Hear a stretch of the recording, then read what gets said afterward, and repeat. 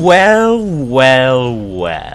So, I just uploaded a video talking about Transformers Reactivated, and looks like we have more news I have to report, because these, my friends, these are huge news. So, okay. So we're getting some more Rise of the Beast concept art. Now, what's interesting about this concept art is that this was very early in development, supposedly from around the time where there weren't any, plans to include Beast Wars era characters. So first I'm gonna break down the concept art of the new characters we got, and then I'm gonna talk to you guys a bit more about that. So we had this huge concept art, and it's, I guess, this is still in Peru or in some other place, I don't know, we don't know just yet. But here we can see Optimus Prime from the Bumblebee movie.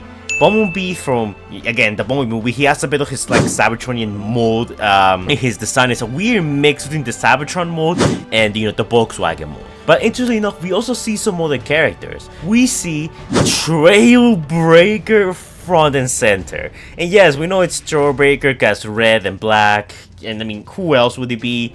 I mean, yeah, granted, the hands are not right, but, it's a small thing. We see Ratchet in the background, that's very clearly Ratchet because of the head crest shape. We also see RC, you can clearly tell it's her. Next to her, we can see Brawn. And on the background, we see what it looks to be Ironhide, and what some people are calling to be Windcharger. And the reason why people are saying that is because, like, if you look closely at his arms, you can see a bit of red in it, and Windcharger typically is known for being a G1 character and one of those characters that almost everyone always forgets about. He does have a bit of red on him, so yeah, I can see why people are saying that that's Windcharger, but we're not sure about that one. And behind RC, you can actually see Sideswipe. Sideswipe is gonna appear in the movie. He has like a little missile on the back. It's very hard to see it, but it is there. And yeah, overall, really cool. We have no idea who they're fighting up against. It could be anyone, but seeing the full-on Autobot roster like this is awesome. And another thing I also want to mention is that this actually proves my theory that I said that at the end of the Bumblebee movie, those meteors that come from the sky, those were the Autobots from the Bumblebee at the beginning of the Bumblebee movie, in the Cybertron scene. Ratchet, Brawn, Wheeljack, all those guys, all of them were present for the beginning of the movie, and all of them came towards the end of the movie because they all left Cybertron relatively around the same time, and this painting seems to all but confirm who are Autobots there were. Overall, we have 7 Autobots here, and there's 7 meteors that come from space at the end of the Bumblebee movie. So it looks like, these are our 7 Autobots, our 7 meteors, which it's good to have that confirmed. And granted, look, this is concept art, so probably this is not canon anymore, but it does give us some ideas as to what characters should supposedly still be alive, exist in the world, or, use a headcanon and say that much like in Rise of the Beast, where Wheeljack and Stratus had just, F off and were like hanging out somewhere till Prime called them. There should be many other Autobots, hiding around the world. So Ratchet, Trailbreaker, Brawn, Sideswipe, Ironhide, and maybe Windcharger are also probably just hiding around the world. So it's good to have that confirmed, and if not straight up confirmed, then at least implied to be, Next up, we got a little, concept art of RC driving Wheeljack, and that's literally how it's called here. And interestingly enough, something else I want to mention is that this is apparently being worked on by ILM. You can see here, ILM art department. So this is not NPC Films, who were the ones who, took care of, the CGI and producing of the movie. Now, this is also very interesting because it is something that we actually did ended up seeing towards, when the movie got released. Wheeljack and RC kind of having like the little moment where, RC's sort of hanging on to Wheeljack. But there are a few interesting details about this concept that I want to mention. First off is the way Wheeljack is. Because remember, Wheeljack, when he appeared in the movie, he had like the whole, Spanish letters and all that jazz that told you he's, a vehicle from a different, country, different place in the world that's not just America.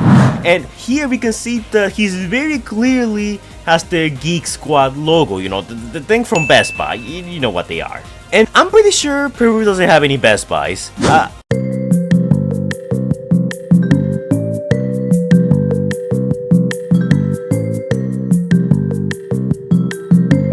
So this means that when this concept art was made, there were no plans to add Beast Wars characters to the film. This was when the movie was still operating as a sequel to Bumblebee, so to speak, instead of like Rise of the Beast, which ended up being. And keep that detail in mind because it's gonna become very relevant a little later. The thing else I want to mention is that RC looks different here.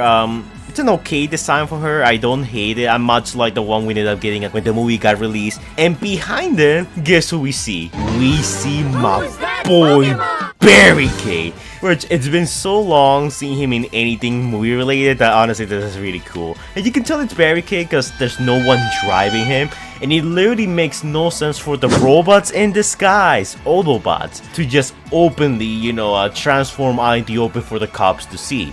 I think this is Barricade, the one who's chasing them. It's good to see him again. Unfortunately, we don't have any, looks of his survival mode or so on. Hopefully we get some more leaked concept art that proves that this is actually Barricade, like a, Rise of the Beast Barricade. Which, we heard rumors that Barricade was supposed to appear in the Bumblebee movie, but unfortunately that never happened. But for Rise of the Beast, I could totally see them bringing him back. And the final bit of concept art will be like the off-road Bumblebee and Optimus Prime vehicles respectively. Bumblebee looks cool. I much like this than whatever we ended up seeing in the movie. Because in the movie, when Bumblebee just came with the Camaro, with the off-road Camaro parts, it's like, it was never explained. His vehicle mode barely changed and his raw mode didn't even look that different. I honestly have much rather prefer seeing this. And Optimus Prime, he just looks so over the top. I don't think there's any type of vehicle that you can just find out there in the wild. It destroys the idea of robots in disguise. It's cool. Look, okay, this is cool, but it doesn't fit Optimus, and it's also like super weird and super out there. So I'm glad that they didn't go with this. Now, as I made it painfully clear as I discussed the concept art here, a lot of these concept art showcase stuff that's like pretty beast related. I guess that's the best way to say it. Like, you can clearly see that there's not that many Maximals or characters that are, that scream Beast Wars or scream Rise of the Beast. Well, Last Little Bit on Twitter has made a very interesting comment here. He says that this is based off the OG script when there were no Beast Wars characters in bold. And now, if you guys know, back in the day, we actually heard rumors that they had two scripts ready. One was for a Beast Wars movie, and one was for a sequel to Bumblebee. Now, this seems to be pretty early on in development, when they were still considering this being a sequel to Bumblebee, and, not having any Beast Wars characters added in there. An actual sequel to Bumblebee, aside from Rise of the Beast just jumping the gun and, oh, okay, Beast Wars characters and Unicron right off the bat, final boss here. Apparently, according to the Last Little Bit, they had a script, not a full one, but they had one. It was written by Joby Harrell. Then they mixed in the Beast Wars script, which was written by James Vanderbilt. Then came Steven Caple, who added the Decepticons, Unicron, and a few more other things. The film had been in the making for some time, but the pandemic happened and they couldn't find any director. Caple said he first disliked the story and the idea of making Bumblebee 2, and he just made Creed 2, a sequel to someone else's story, so they agreed to change this. Now look, I know I've thrown a little shade at Steven for some of his choices in the movie, and look, I continue to do so, rightfully so, but when he does something right, I call it out. When he does something wrong, I call it out. I think Steven for the most part had the right idea, but in a perfect world, how we had a movie in between Bumblebee and Rise of the Beast, I feel like Rise of the Beast would have fared a whole lot better. And honestly, we can't exactly judge Steven too much because we don't know how the original Bumblebee sequel script and Beast Wars script were. They could have been worse or better than Rise of the Beast, and there's no way of knowing that till the, quote-unquote scripts get leaked online. But this opens the door for many interesting what-if scenarios. Did Steven do the right thing? What if in an alternate world we didn't get Rise of the Beast and we just got a Bumblebee sequel instead with the, full-on Transformers cast fighting the Decepticons, as these concept arts are implying? There's a lot of, maybes and what ifs, and I don't think there's anyone we could exactly blame or say, oh yeah, Steven did the right choice, or oh my god, Steven did a horrible choice, because we just don't have all the details. But we do have these concept arts that tell us an idea, that give us an idea of what could have been. And honestly, seeing this just gets me excited. I wonder who the Autobots are fighting. They're probably fighting the Decepticons if Barricade turns out to really be in there. But yeah, guys, that's pretty much it for this bit. I don't know how much else to say about it. Honestly, it's really cool to see all these characters here. I really wish we could have seen them all in the movie, especially still keeping up with the Bumblebee movie aesthetic. I don't like how they sort of went back a bit to the Michael Bay style of things, especially with characters like Mirage,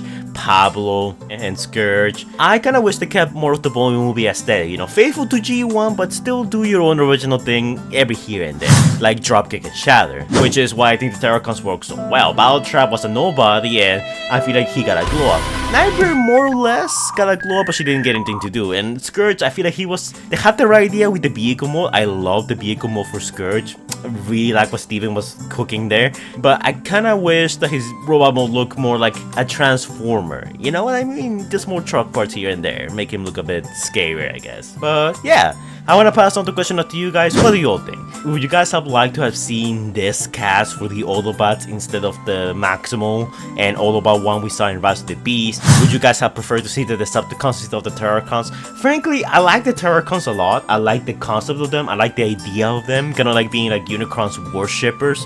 I like the Terrorcons as a concept. I think it was too early to introduce them. But yeah, that's how I feel about Rise of the Beast in general. There's things I dislike about it, but there's a lot of good things there that I kinda glad we got to see. And it's very hard for me to say straight up, yeah, I would prefer to see this over what we ended up getting. But I guess it will be the type of thing that's just be left to whatever individual's personal taste. My personal taste says, oh, I'd much rather see this Autobot cast. But yeah. Anyways guys, that's it for this video. Hopefully you'll enjoy. As always, don't forget to like, comment, and subscribe to the annoying YouTuber stuff that the algorithm likes so much. And I will see you guys in the next video.